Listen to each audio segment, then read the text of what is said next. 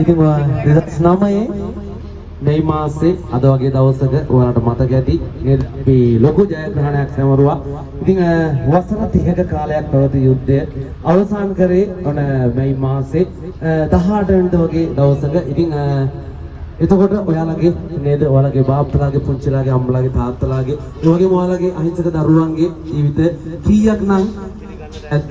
ඉතින් මේ පිළිගැනීම අවසන් කරපු දවස 2009 මේ මාසේ 18 වෙනිදා. ඉතින් අපි අපේ රණවරුන්ට උපහාර කළ යුතුමයි, අපි එයාලට ගෞරව කළ යුතුමයි. මොකද එයාලා දුන්න හුස්ම වලින් එයාලගේ ණයට ගත්ත හුස්ම තමයි අද අපි දිනේදී සුසුම් හෙලන්නේ. ඉතින් ඒ සුසුම් හෙලන දුන්න සුසුම් අපිට දුන්න ආදරණීය සෙබළුන් අද වුණකොට ඉන්නවා අපේ නැවතුම් පොලක.